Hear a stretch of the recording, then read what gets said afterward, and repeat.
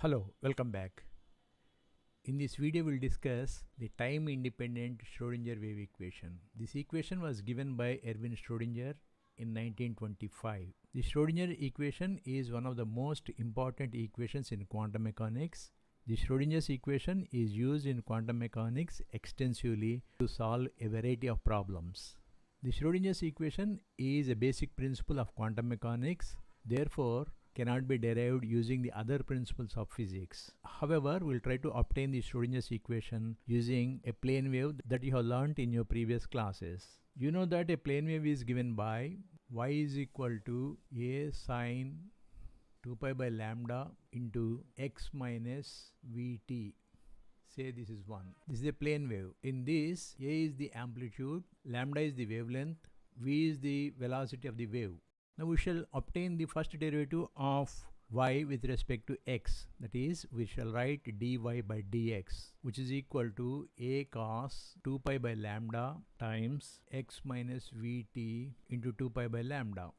Now we shall also take the second derivative of y with respect to x. We write d square y by dx square, which is equal to minus a into 2 pi by lambda whole square sine 2 pi by lambda into x minus vt. Say this is 2. In this, we shall substitute plane wave, that is, y is equal to a sine 2 pi by lambda into x minus vt. Upon substituting 1 in 2, we get d square y by dx square is equal to minus 2 pi by lambda whole square y. Say this is 3.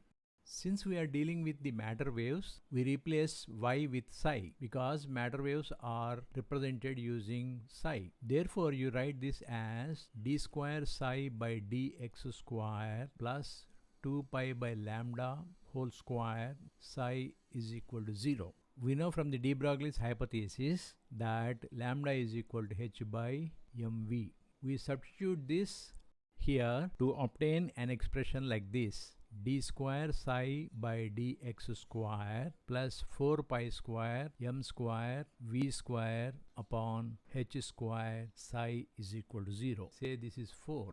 In this expression, we have a quantity that is m square v square. We shall express m square v square in terms of the kinetic energy and the potential energy of the particle.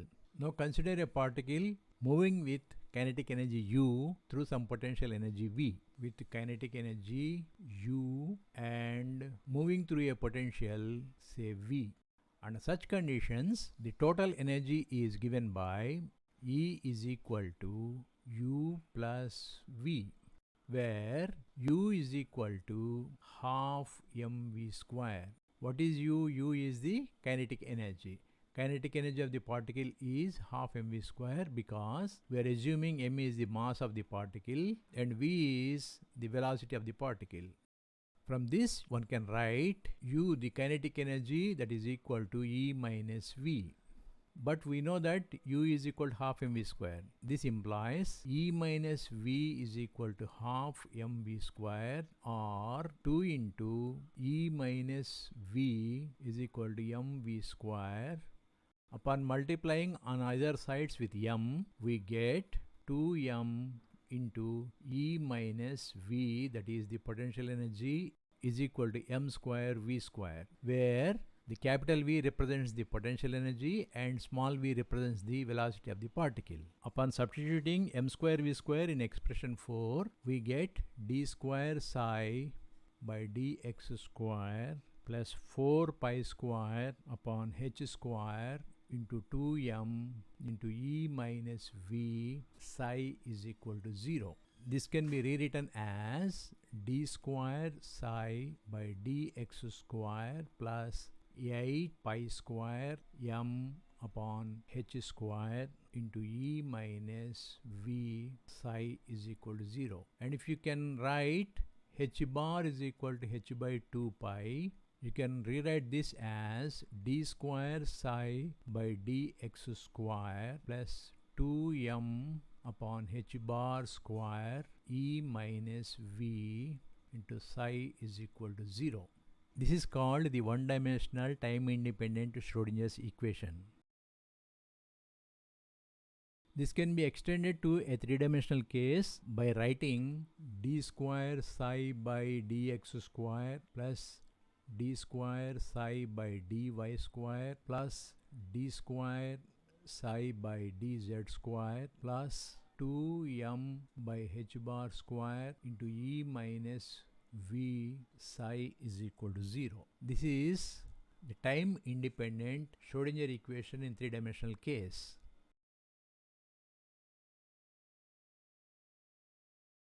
This can be written as del square psi plus 2m upon h bar square into e minus v psi is equal to 0, because we know that del square is equal to d square by dx square plus d square upon dy square plus d square upon dz square. If the potential energy is 0, then we call the particle as a free particle. So we shall write the Schrodinger's equation of a free particle in one-dimensional case and the three-dimensional case also. If V is equal to 0, then the particle is said to be a free particle. Under such conditions, the one-dimensional Schrodinger equation of a free particle we can write as d square psi by dx square plus 2m upon h bar square e psi is equal to 0, and in the three-dimensional case can be written as del square psi plus 2me upon h bar square psi is equal to 0. These two expressions, they represent a free particle, means the energy of the particle is only in the form of kinetic energy, or the potential energy of the particle is 0.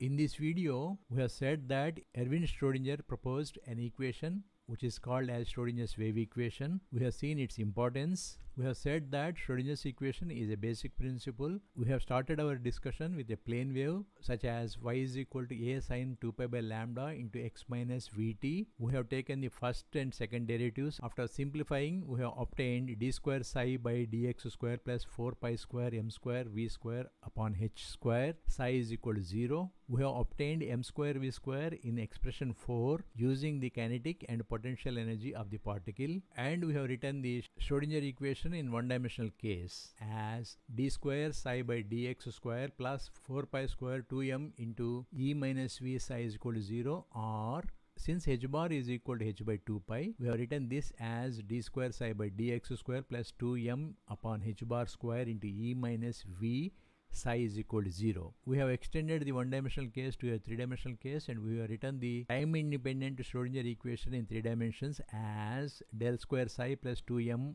upon h bar square e minus v is equal to 0. We have said that when the potential energy v is equal to 0, the particle is called as a free particle, and we have written the Schrodinger equation for the free particle in both one-dimensional case and the three-dimensional case. Thank you.